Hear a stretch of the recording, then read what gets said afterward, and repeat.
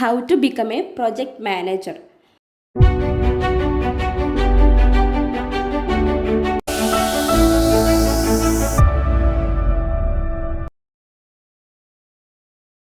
Hello guys, ഇന്നത്തെ video ഒരു interesting ആയിട്ടുള്ളൊരു ടോപ്പിക്കാണ്.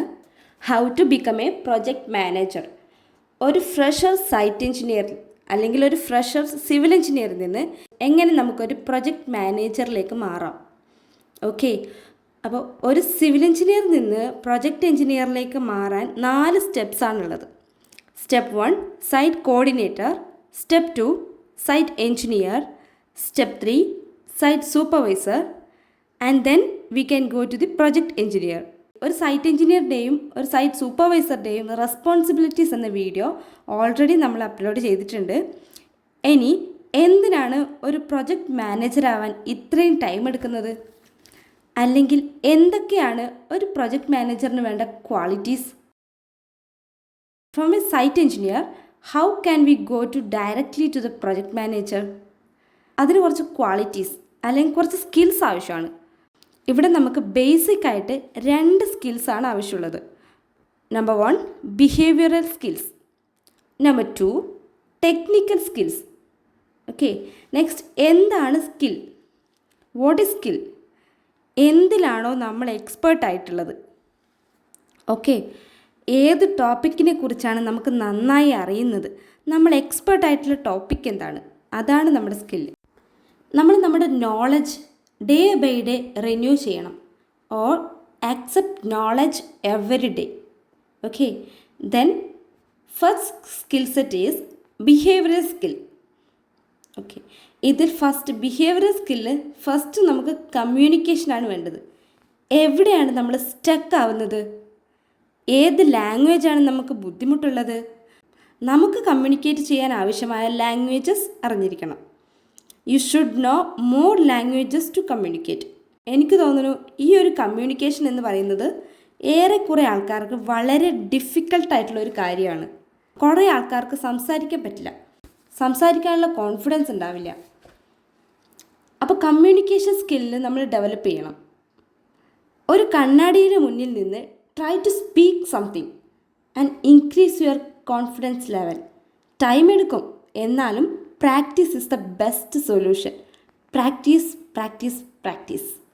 ഓക്കെ, നെക്സ്റ്റ് കമ്മ്യൂണിക്കേഷനിൽ ബോഡി ലാംഗ്വേജ് ഒരു ഇമ്പോർട്ടൻ്റ് ആയിട്ടുള്ള ഒരു കാര്യമാണ്.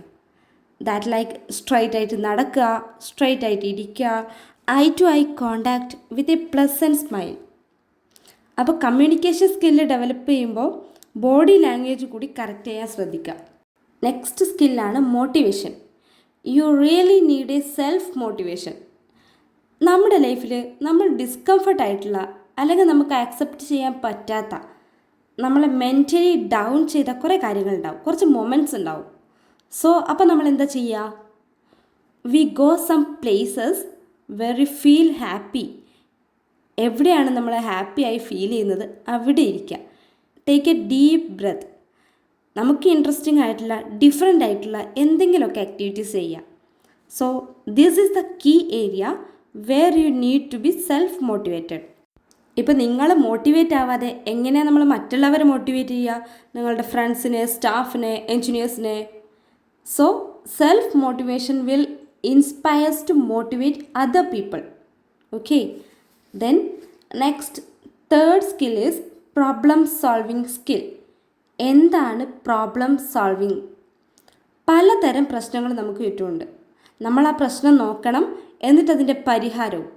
നമ്മളാണ് ആ പ്രോബ്ലം സോൾവ് ചെയ്യുന്ന ആൾ, പ്രോബ്ലം ക്രിയേറ്റ് ചെയ്യുന്ന ആളാവരുത്. കുറേ സിവിൽ എഞ്ചിനീയേഴ്സിന് ഇതൊരു പ്രശ്നമാണ്. ആൻഡ് കുറേ സിവിൽ എഞ്ചിനീയേഴ്സ് പ്രോബ്ലം ക്രിയേറ്റർ ആവുന്നുണ്ട്. സർ ഇങ്ങനൊരു പ്രശ്നമുണ്ട്, സർ ഇതെങ്ങനെ ചെയ്യുക, സർ എനിക്കിത് ചെയ്യാൻ പറ്റുന്നില്ല. നോ, നിങ്ങളൊരു സൈറ്റ് എഞ്ചിനീയർ ആണെങ്കിൽ അല്ലെങ്കിൽ നിങ്ങളൊരു സിവിൽ എഞ്ചിനീയർ ആണെങ്കിൽ ആ പ്രോബ്ലത്തിനൊരു സൊല്യൂഷൻ കണ്ടെത്താൻ നിങ്ങൾ ട്രൈ ചെയ്തുകൊണ്ടേയിരിക്കണം. ഒരു പ്രോജക്റ്റ് കംപ്ലീറ്റ് ചെയ്യുമ്പോൾ നമ്മളൊരു സൊല്യൂഷൻ ഓറിയൻറ്റേഷൻ പേഴ്സൺ കൂടി ആവുകയാണ്. Okay, don't try to enlarge the problem, try to resolve it and make a proper solution. നിങ്ങളാണ് ആ problem solver. Okay, next fourth one is team building. What is team building. It's a very important quality. ഒരു project നിങ്ങൾ വെറും 2 സെക്കൻഡിൽ അല്ലെങ്കിൽ 2 ലൈനിൽ complete ചെയ്യാൻ പറ്റുമോ? It's impossible. ഒരുപാട് ആൾക്കാർ നമ്മുടെ ഫ്രണ്ടിൽ വർക്ക് ചെയ്യുന്നുണ്ടാവും. So many people work together, not against together. Work together as a team. For example, football team, cricket team, അതൊരാളുടെ വിജയമല്ല, അതൊരു ടീമിൻ്റെ വിജയമാണ്. ഓക്കെ, സോ ഒരു ടീമിനെ വർക്ക് ചെയ്യാൻ ഇൻസ്പയർ ചെയ്യുന്ന ആക്ടിവിറ്റീസ് ഉണ്ടാക്കുക. എങ്ങനെയാണ് ഒരു ടീം ബിൽഡ് ചെയ്യുക? എങ്ങനെയാണ് അതിലെ പ്രോബ്ലംസിന് സൊല്യൂഷൻ കണ്ടെത്തുക? വീണ്ടും ഓർമ്മിപ്പിക്കുന്നു, നമ്മളൊരു പ്രോബ്ലം ക്രിയേറ്റർ ആവരുത്. പ്രോബ്ലം സോൾവ് ചെയ്യുന്ന ആളാണ് നമ്മൾ. Next one is commitment. Then what is commitment? നമുക്ക് കമ്മിറ്റഡ് ആയിട്ടുള്ള ഒരാളെ ആവശ്യമാണ്. And commitment is very important. നമ്മൾ കമ്മിറ്റഡായി ഒരു പ്രൊജക്റ്റ് എടുത്താൽ അതിൻ്റെ കോസ്റ്റ് നോക്കാതെ ആ പ്രൊജക്റ്റ് ചെയ്യണം. നമുക്ക് ഇവിടെ നിന്ന് ഇങ്ങോട്ടാണ് പോകേണ്ടത്. നമ്മളൊരു പ്രൊജക്റ്റ് ചെയ്താൽ 10 പ്രൊജക്റ്റ് നമ്മളെ തേടി വരും. ലിമിറ്റഡ് ബഡ്ജറ്റിൽ, ലിമിറ്റഡ് ടൈമിൽ ഓർ ലിമിറ്റഡ് എമൗണ്ട് ഓഫ് റിസോഴ്സിൽ നമ്മളൊരു പ്രൊജക്റ്റ് ചെയ്താൽ ഷുവറാണ് more projects will come to you. Remember, proper commitment to your work. Then diplomacy. Another important സ്കില്ലാണ് diplomacy. Then what is diplomacy?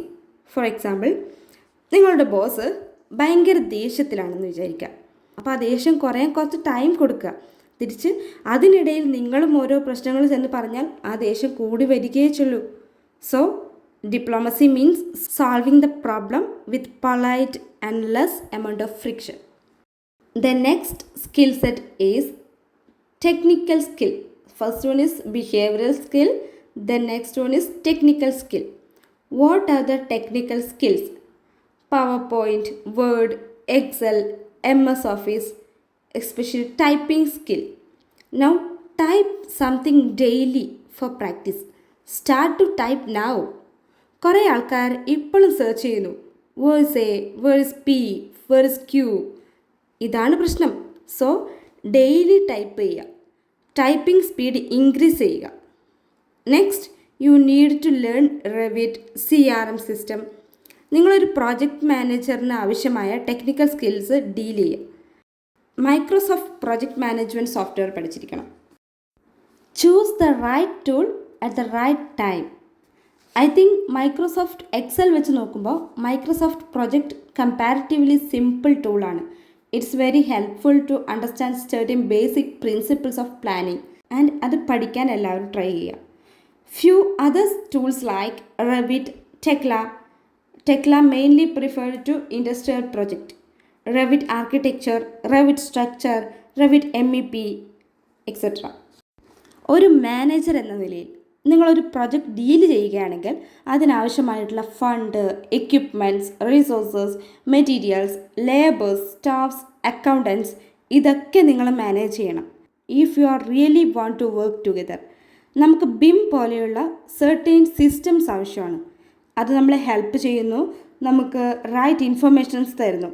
BIM means building information management system, those for working on the infrastructure. Thank you. I hope you like this video.